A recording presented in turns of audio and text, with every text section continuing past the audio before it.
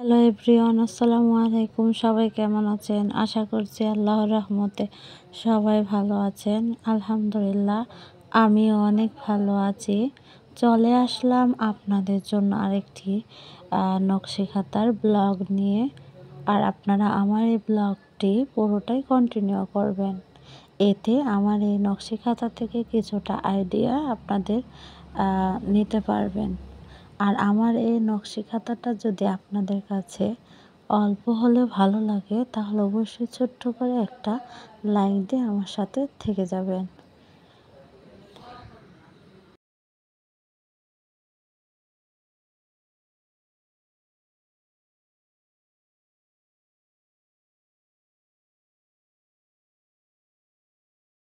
আমার একটা শাড়ি ছিল সাদা রঙের, তো এটা পহেলা বৈশাখের জন্য আমি কিনেছিলাম।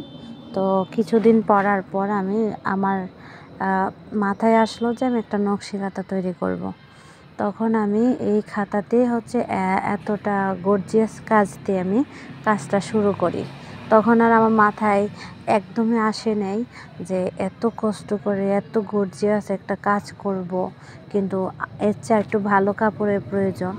তো এই জিনিসটা আমার মাথায় টোটালি আসেই নাই, যার জন্য যখন আমার মাথার মধ্যে উঠছে যে আমি না খাতাটা করব, তার মানে করবই।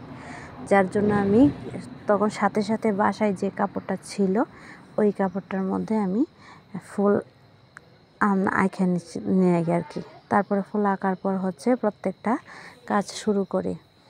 তো এই কাজের মধ্যে নিচে আরেক রকমের একদম সিট কাপড়ের মধ্যে পিছনের পিঠ দেওয়া হয়েছে। আর এই খাতাতে সুতা ব্যবহার করা হয়েছে 4-5 রকমের। তো দেখতেই পাচ্ছেন খাতাটা সুতার কারণে কিছুটা ফুটে উঠেছে।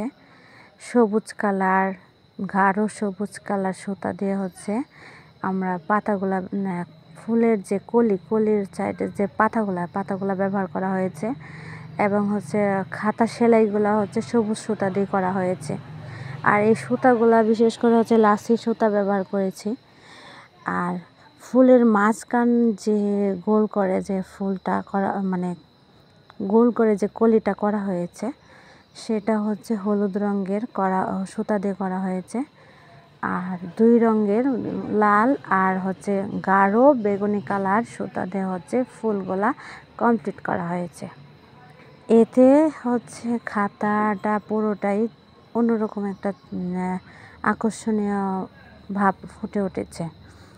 আর এটা সরাসরি বেশি ভালো দেখা যায় ক্যামেরার থেকে বেশি।